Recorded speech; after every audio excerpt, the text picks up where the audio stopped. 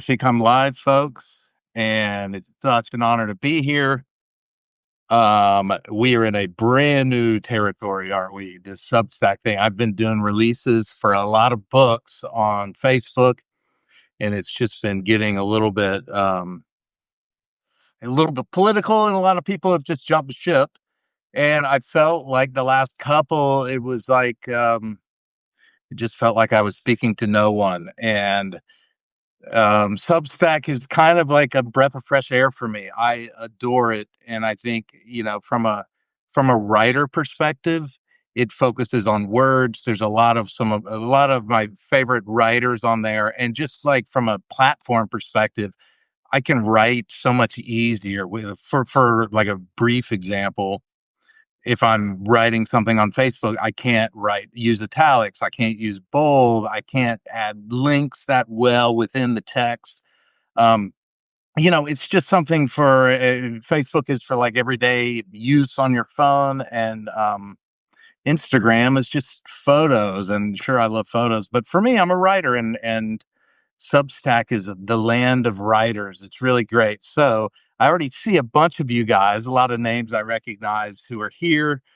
So thanks for jumping ship with me and coming over here. I don't know what I'm going to do. I was just going to see if this thing worked, and it is. Um, Now, the one thing I'm hoping, or I was hoping, I'm not seeing it now, is that there might be a way to see any questions. I've gotten a few from you earlier. Wow, thank you guys for coming to find me.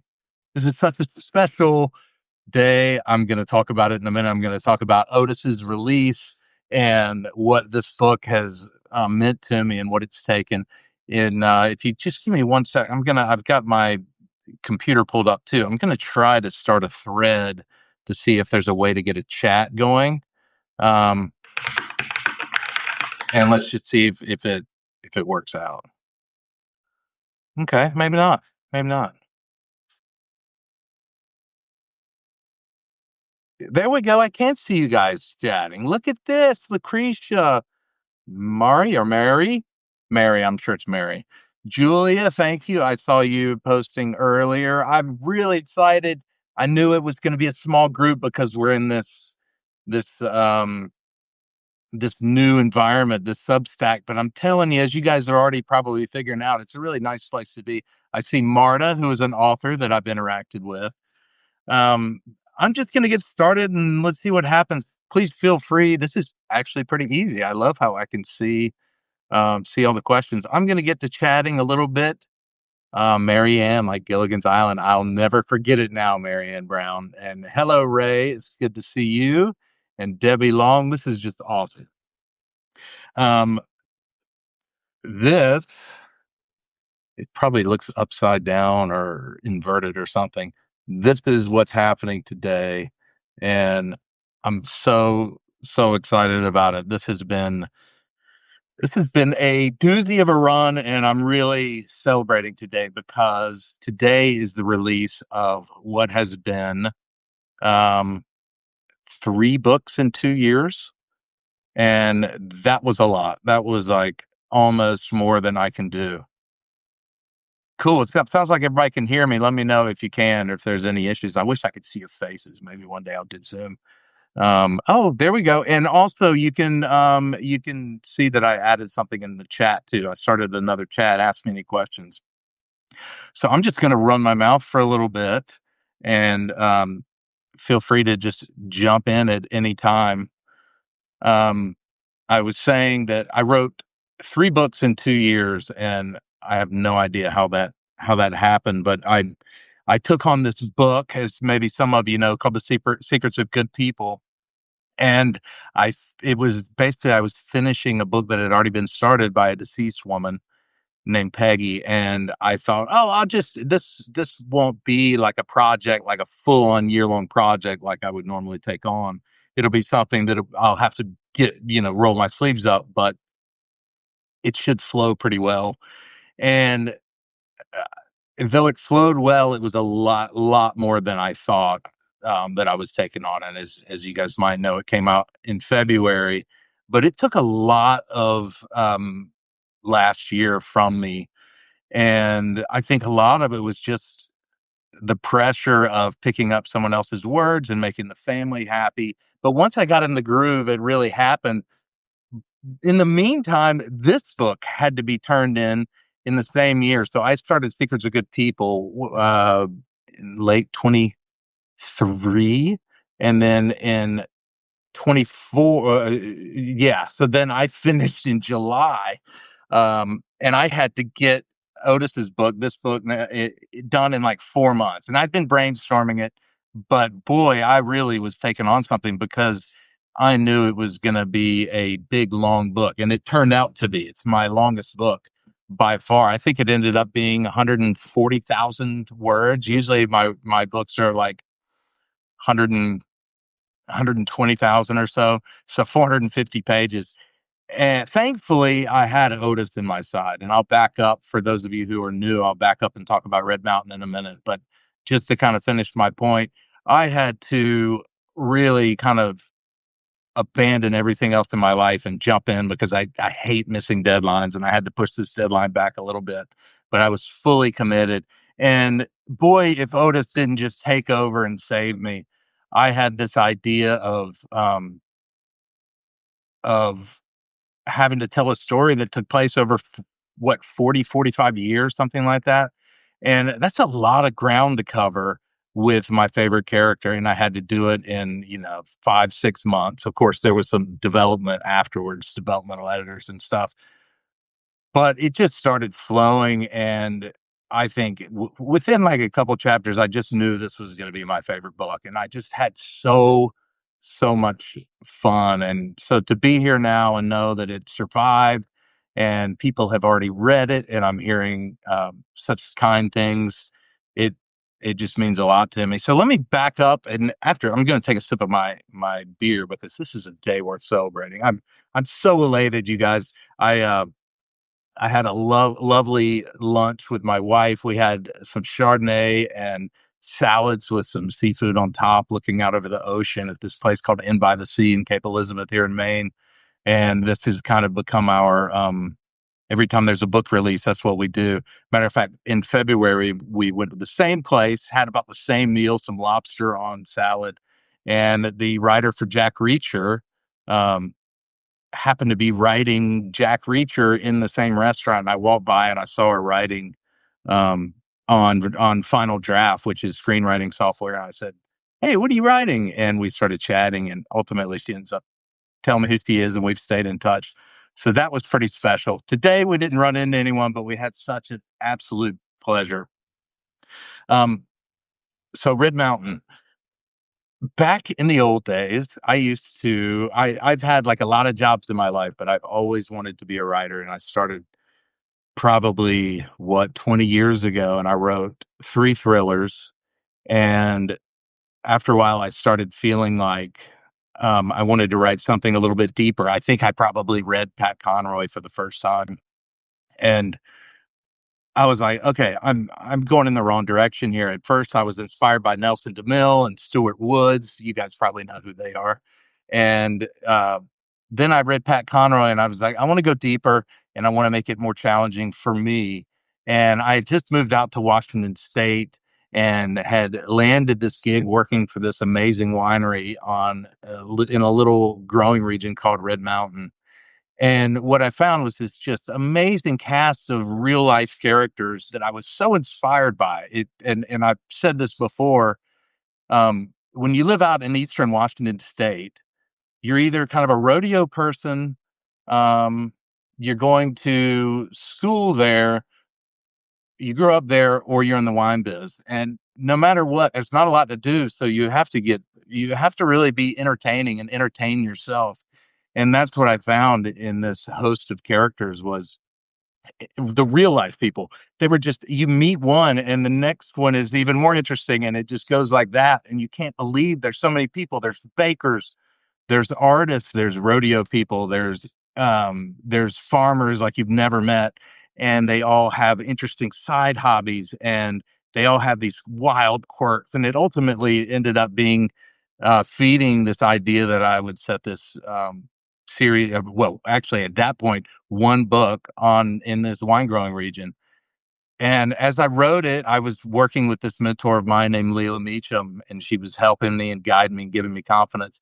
And I really found my voice, and I found this great pleasure in trying to write a page turner without having um, guns and car chases and a mystery to solve like my thrillers had been, and a lot like some of the stuff I had been reading up until that point. I love the idea of diving into humanity, grabbing these somewhat, everyday people and giving them extraordinary circumstances, crossing them and seeing if they can dig themselves back up.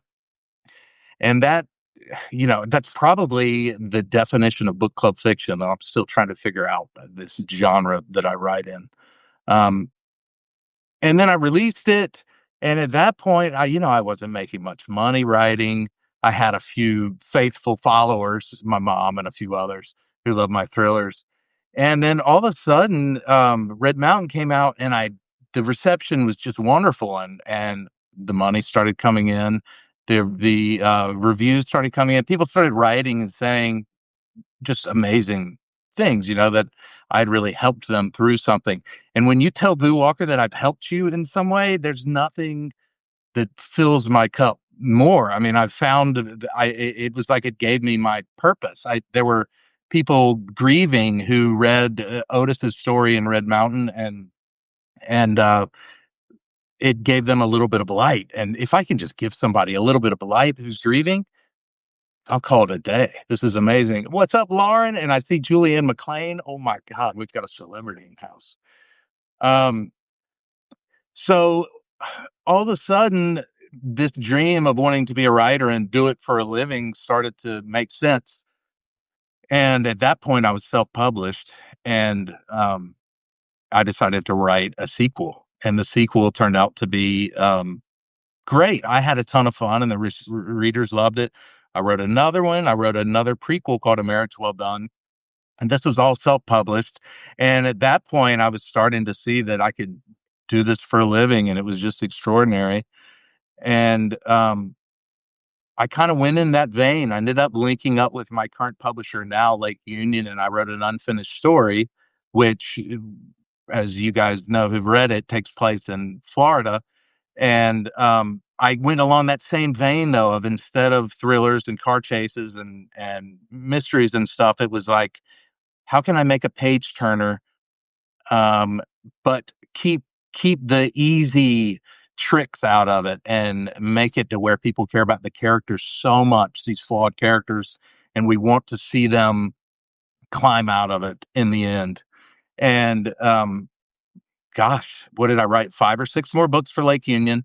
And then a couple of years ago, my agent at the time, Andrea, suggested, hey, you know what? We ought to revisit Red Mountain. And I just thought it was a great idea, but Lake Union had never been excited about me writing a fourth in the series because the others were self-published. This is a lot of inside baseball, but you might find this interesting. And I had this idea for a fourth book in my head. I still do. It's still grinding, and it probably will come alive at some point. Um, but we started to think what could be a really interesting story told in that universe. And I just missed this world of growing up in Marvel and all that. But my son is 12, and that's his world. And there's all these origin stories of each of Wolverine and all these people. And I just thought I would like to explore Otis. Otis to me he's thank you so much, Marianne from Gilligan's Island. You are a master of character development and relationships. Thank you. Um, Otis is like in my heart and soul. He's who I feel like and who I am in so many ways.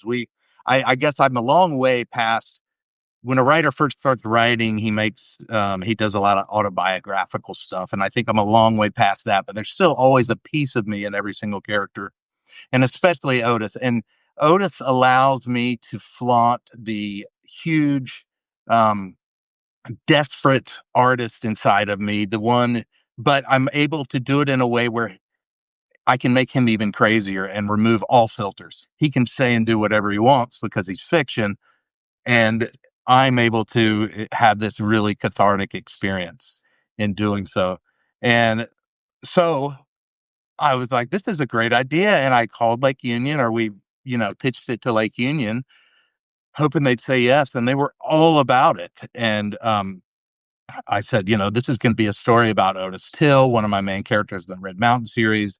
And it's going to start right about the time he meets his wife. And this is going to be an epic love story. And his wife in 1969. And I thought, this is just going to be a blast. And of course it was, but it did not come without some challenges. First, I do want to bring up something else, though. There was another piece. There's a beta reader of mine named Lauren who's on here now, and she pointed something out. And those of you who read Red Mountain um, might recognize this now that I say it. And Lauren has personal experience, which is why she was so sensitive to it. And she and I have become very close. And she helps me all the time. But she pointed out that Otis, and this is not a spoiler because you learned it in the first couple of pages, Otis loses his wife and two boys over the years of his life. And the thing is, in Red Mountain, when I started, he had just lost someone and or two, and he's grieving, but he doesn't grieve appropriately for his kids. He grieves. He's The grieving in Red Mountain is really about his wife. And Lauren pointed out, I'm not seeing that suffering over his kids. And I thought, oh my gosh, you're so right. So I started to that really started resonating with me and helped me go back as I started to think, I'm going to tell his origin story. I'm going to have to really get to know his children as well as his wife, because when I wrote Red Mountain, I got to know his wife because it's heavy on his mind, but his kids weren't fleshed out in my head yet. I mean, there's some things when you write, you don't know all of their past. So what I'm getting at is um, when I decided to write this, what I didn't quite put together in my head, the challenge would be, I've already written 4 books in this universe. I'm not the smartest guy in the world, and I've got to go through and figure out exactly all the facts that happen in Red Mountain 1, 2, 3, and A Marriage Well Done, and make sure I don't mess up those, and kind of stick to any mentions of Otis in those stories of his backstory. For example, if I said Otis met his wife in Woodstock and gave her a birch tree ring in Red Mountain, this was 10 years ago. I was writing this and I was like, kid, it feels like, just having fun giving this scene. And I never thought, oh my God, I'd be doing this for a living. And I'm going to write this origin story and have to actually write this scene and people are going to care. So I had a ton of those kinds of moments that I had to go back and really work on. So the first order of business as I started thinking about Otis's life was, I'm just reading a question. I love all your characters, but I especially love Baxter and his story. Thank you, from a Spanish Sunrise. So, where was I? So the first order of business, other than getting back into Otis, which is not the hardest. I mean, I can kind of close my eyes. This is real ethereal. This is the way I work these days. I'm like a character writer, character actor. I'll close my eyes and I'll feel into Otis's skin. And he's one of those characters that I can feel pretty quickly. There was a guy named Whitaker Grant in Unfinished Story that was similar, and Margot from Red Mountain. But I can close my eyes and I can feel their fingers. I can feel what rings are on their fingers. I can feel almost their brow and their hair. It's a strange thing, but I can. But with Otis, I especially can. So while I was doing that, I was also having to work on a big timeline with Excel sheets. I hate Excel sheets, but I had to get super organized because I didn't want to mess up. So not only am I telling a tale that needs to stick with the politics and the current events of 4 decades, starting in 69 and going through the 70s, 80s, 90s, and some of the aughts, but I had to match it to anything that I had mentioned in Red Mountain, the Red Mountain series. But that was a doozy. The preparation was extraordinary. Um, the other thing I wanted to say, once I had that out of the way, was I started to kind of say, what am I trying to do here? Who is Otis? What are we trying to do? And I think that the gift of Otis is he has had one devotion for forever. Women get in the way. life gets in the way, but he wants to be a great winemaker and express through bottles of wine the vineyards that he inhabits. And that's what he does on Red Mountain. He's a protector of Red Mountain. So I had to go back and think, well, he needs that before. And I had mentioned in maybe Red Mountain that he and Rebecca had originally been in Sonoma. So there you go. I don't have a choice here. Um, Deborah says, would love to see Red Mountain become a movie. Oh my gosh, me too. We're getting closer. I've had conversations over the years, and I feel like this book might be the one. I had an actress tied to it for a while. I've had several producers. Um, I could probably now mention that Ridley Scott even reached out, but that didn't pan out. But we're getting closer. It is the dream of my life, especially with Red Mountain. Um, so let's see, I kind of forgot where I was going with that. Just speaking about Otis and kind of capturing. Oh, I got it. What I needed to do was give Otis this huge tie to his land in Sonoma. And the gift of Otis is that now I know what he's going to do on a daily basis. We know what his goal is, his external goal. And I don't always have an external goal. And this is more craft talk, but um, sometimes my characters, and this is okay too, things happen to them and they're growing through circumstances that are very painful. But with Otis, it was, I want to escape this feeling of not mattering, of not being enough. And I've struggled with this too, so I could really recognize it. And how does he do that? By becoming a great winemaker, by making great wine. And as he excels as a winemaker, he realizes it's not even about him, it's about his land. And the wines are even better if he steps out of the way. And I find that true as a writer. As soon as I'm able to get my ego out of it and stop thinking what you guys are going to think about the book and stop thinking what reviewers are going to do and how much money I'm going to make and can I support my family, if I just get my ego out of it and say, I'm going to just let go, take a deep breath, crank some music, just move my fingers and tell the story as I see it somewhere deep in my head, then that's when I make magic, my humble version of magic. And that's Otis's arc. So that was the basic idea. And I think, um, the other thing I was going to say is I had this silly idea, and don't hold me to this, and I'm certainly no Ken Follett, but I had this idea that this would be my Pillars of the Earth, which is a book that just uh, hammered my soul. I loved it. It was one of those I read probably in 2004 or something, twice, listened to it once, and it just grabbed me in such a major way. And I love the saga-ness of it, how things just moved on and then there were satisfactory endings and then new beginnings that happened at the same time, and it was this big tome of a book, and I thought this is my idea going into this. Otis, what was her name? Eliana in Pillars of the Earth, and I forgot his name, John. If I'm maybe somebody can correct me, but I was like, I want to give Otis this level of book because, quite honestly, I might never have a character that hits me in the heart like Otis does. So I wanted to treat him right. Let's see. Let me see what you're writing here. Hi, Bet. Oh man, I'm so honored that all of you guys are here. I think this is great. I thought it might just be my mom and me.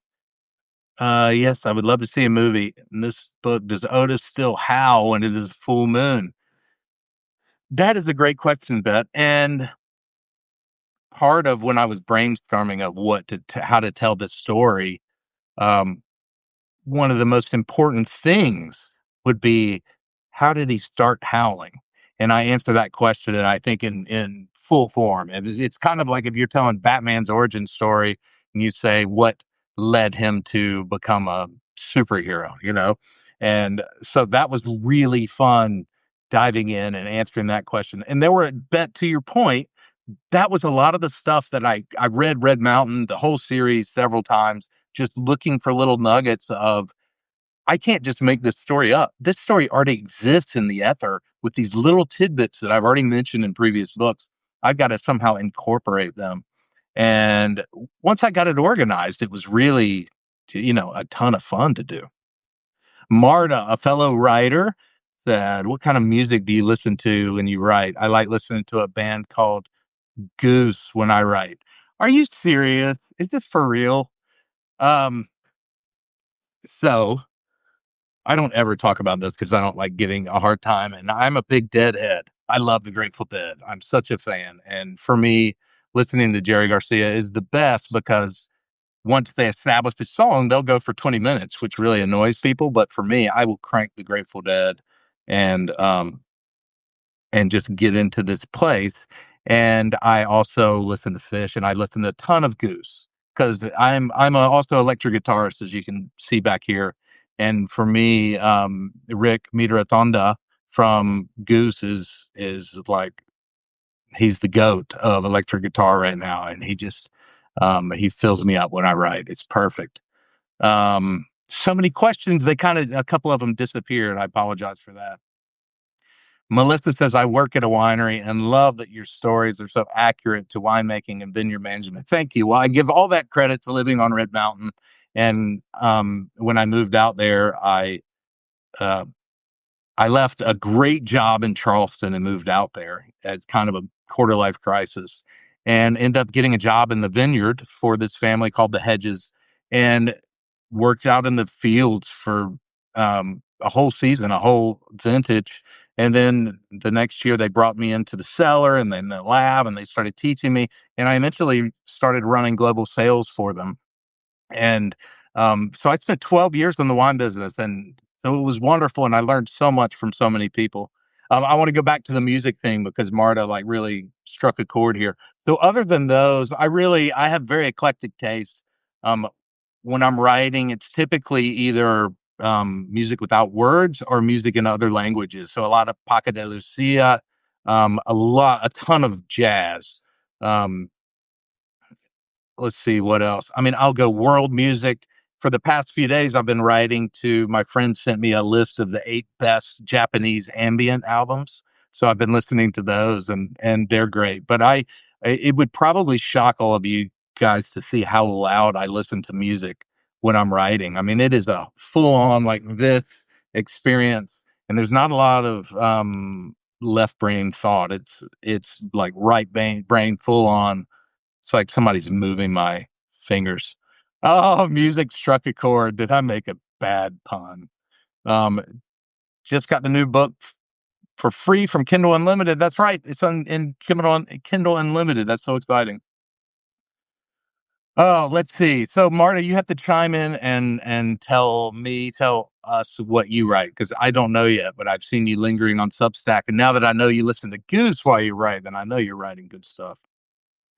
Um, what else, you guys? I wrote down a couple questions that came in. I'm almost too ecstatic to talk about what's next on my agenda. And maybe I will. Let's see. My copy was shipped today. Awesome, Heidi. I know some of you guys have already read this book and some are just getting started, and I hope it resonates. One of the things that was a big risk was how it starts, and what you'll see are called the interludes in this book. I've never gone that far out there in telling a story, but it seemed to make a lot of sense. And Rebecca, Otis's wife, as you get to know her, I I don't know, it just worked out. I took a chance when I started writing that and writing her scenes, and you'll see. I'm not going to spoil it, but I thought it was really fun the way it worked out. Um, let's see, Julie just re- just reread the series to get ready for the book. It's fabulous. You know the world of wine. Oh, it just went away. Thank you, though. Thank you. And then Marta says, after decades of proving her worth in professional kitchens, the celebrated Spanish American chef burns out. Determined to reignite her spark before the investor takes over, she retreats to the Hawaiian farm where her beloved aunt discovered a passion for something. This is Marta talking about her work in progress or a book that just came out. This is really exciting. I hope everybody out there is paying attention. What's up, Stephanie? There's so many wonderful people on this chat who probably a lot of you signed up for Substack for the first time just to do this. Uh, I'm going to finish what Marta said. Oh, it already went away. Anyway, everybody can read what Marta's saying. I love to support other writers, and that's really a great part of Substack. Thank you, Rick. The prologue was really great. I remember you had said that. I was really proud of the prologue, and I think I don't know why I chose the word interlude as opposed to something else for the chapter breaks when Rebecca jumps in and inserts her life. But I thought it made sense because she is kind of interluding, and I'm gonna hold back from giving that away. Um, I'll look for any other questions, but I want to talk quickly about what I'm doing on Substack and the book that I'm wrapping up now. So with Substack, since you guys are here, you're probably seeing that I've really made it craft focused. And I've wanted to write a craft book for forever. I'm such an obsessive when it comes to craft. If you saw my shelf over here, I've just read so many craft books. I read tons of blogs. I just love the art of writing. I love trying to become a better writer myself. And apparently I have a lot to say because every other day an idea comes and I think, oh, I should make that a Substack. I could probably riff on that for a couple of thousand words. Um, and so that's what I'm kind of doing on Substack is I'm breaking down the process. And I'm going to tell you a really cool story real quick. And I'm not going to go too long because I hear my wife chopping things downstairs. And we've got a bottle of Sonoma Zinfandel in honor of Otis downstairs, along with, and Michaela's making something called burnt spaghetti. She says it better in Italian, but she's been excited to make it also with homemade stracciatella, and she's doing it right as a celebration. But I want to tell you this story. Great to see you being booed. Much better than email. Yes, that's so true, Marcia. Thank you. I wish I could see your face too. So I want to tell you a quick story, and you're gonna get a sneak peek of it before I write about this. But I just kind of blown away by it. So I'm wrapping up this book set in Italy, and I surprisingly, it's gone. It's not White Zen, Rick Richardson. No, sir. This Italy book really scared me for a bit. It was just a tight deadline, but now that I've got my dev edits back, I'm super proud of where it's going. Beta readers have it now, and I'm really happy about it. And now I'm trying to figure out what story I'm going to write next. And I was on Peaks Island last week, and I've kind of just been doing all the standard stuff. I wrote a Substack about it, kind of watching a lot of shows, reading tons. I just finished um, Wally Lamb's doing, which was so inspiring, and taking in a lot of art, doing a lot of walks, hanging with my family, kind of waiting for inspiration. And I was biking on Peaks Island where we have a little writer's cottage. Just it's like 2 miles off the coast here in of Portland. And I just called my wife and I said, I I I think I need some time off, like maybe months. Like I'm feeling exhausted. Like I wrote all these books and I've just been giving it my all, and I've sacrificed a lot. I've given up my weekends, and I'm feeling a little bit drained. And as I was saying it, my wife's a psychotherapist, and she's my psychotherapist because she's retired. So, I'm her only client, and we had this beautiful talk. And I'm just on my bike with my headphones on, and she was back at this house here in Cape Elizabeth, just talking me through things. And as usually is the case, halfway through, I just started feeling so light. And she's like, "Of course, you don't have to start anything. Wait a year, wait 2 years, whatever you want to do. Wait till the words are screaming at you." And of course, I hung up the phone, and within seconds, this idea just hit me, and I don't even know where it come from. Like there were little flecks of it in my head the past couple of months, but a fully intact premise came to me, and the general sense was um, that this family of three living this cushy life in California, their life implodes and they end up having to move to an island like Peaks Island. I'll fictionalize it, but an island in Maine where they've inherited a house from an aunt whose only stipulation is that they can't sell it. So let's say this family in my head, and so that's what hits me. And I'm just like, oh, this feels really good. It's like somebody's just hitting church bells in my head. And And I just started to think, well, maybe the family's broke and they would have generally loved to have sold the house in Peaks to get the money, but they can't. So they have no alternative but to move across the country. And West Coasters coming here, you know, uh, it's like East Coasters going out west. There's beautiful juxtapositions. It's kind of like our beautiful. What would be the word? Um, uh, Human crashes instead of car crashes, kind of like Hunting Wives, which I only watched a little bit, and it's just I didn't resonate with me. But she's like a Boston, Cambridge woman who moves to Texas, and it's like a different kind of vibe. So anyway, long story short, that night I'm having dinner with dear friends, Jack and Jerry, and I tell them what had happened, and I'm still like chill bumps over how this thing came to me, and he says, "Have you read the paper?" The Peaks Island Times, I think it's called the Peaks Island Times, which is, obviously a really small paper, this tiny island. I had not seen it, and he said, "You need to get a hold of it. There's a story that's going to interest you." So the next day, I go over to his house, and he shows it to me, and it's about a family whose house burned down in the Palisades in California, and they moved to Peaks Island, and it's following them, and there are a couple of creatives, um, and I'm just in my head, I'm going, "Are you kidding me?" This is when you're plugged into something that's like bigger than yourself, and it's so magic. And this is like if you're a surfer and you're out in the waves or out in the still water, and a wave's coming, and you better know it, and you better start paddling, you better get on it. And that's what it felt like. I'm getting chill bumps again. So that's when it's right. So the last piece of this puzzle was I searched their names, and I couldn't find him, but I found her on Instagram, and I messaged her and told her I'm this crazy author that spends my summers on Peaks Island. And I had this wild idea. And then all of a sudden I saw her article in the newspaper.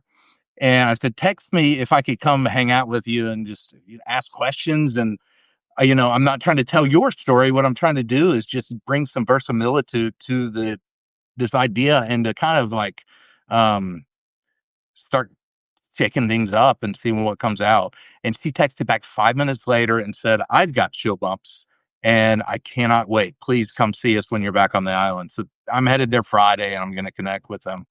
And there's my story. I thought it was pretty neat. This is when magic happens. I feel like we as novelists are telling fiction, but we're journalists too. And sometimes we're telling the most true fiction because we can get away with it. And that's what me connecting with them will be about. Is I don't know if I would dare write a story about a family whose house burned down in California and moves east, um, without some sense of what it was really like. I'm not going to claim to feel that kind of pain, but I'm going to try, because that's what I do as an author. I try to get in somebody's skin.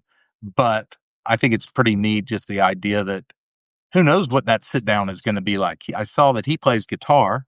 Maybe we'll play some music together. I don't know, but um, no matter what, it was really special. So that's what's on my plate now. I don't know. I don't know much more than that. I kind of have put it out in my head because I'm in the middle of dev edits. Um, let's see. That's pretty close to it, you guys. I'm going to show this book again, and I'm looking for any last questions. I hope everybody goes and raises a glass.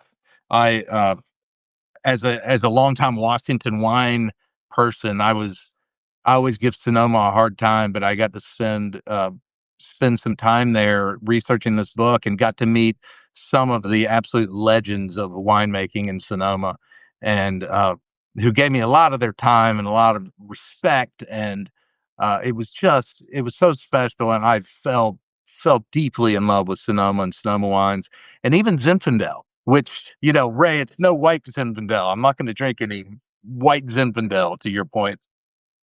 But uh, red Zinfandel is such a fun, interesting grape, and it's not one that I came to know that much in Washington.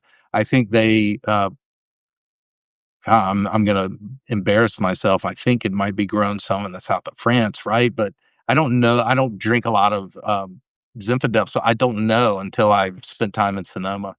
And it's a super special grape. Sonoma and California in general make a pretty girthy, heavier wine. So you got to be ready for it. But I think I'm ready for it. Uh, let's see. I'm so appreciative of you guys. I think I'm gonna let you go. Um, I hope you hang around Substack. I'm gonna do this again for sure. It feels a lot more fun than Facebook, and I hope you guys hang around and keep reading what I'm doing, my books and my Substacks. And lastly, just from the bottom of my heart, I see so many names that I didn't get to mention that I recognize. And you guys who care this much to give me 45 minutes of your time, um, and who read my books and shout it from the rooftops, and buy copies for your friends and all that stuff. It just hits me in the heart and fills me up, and I'm gonna tear up if I don't get off now. But thank you guys so much, and I'll let you go. Have a great night.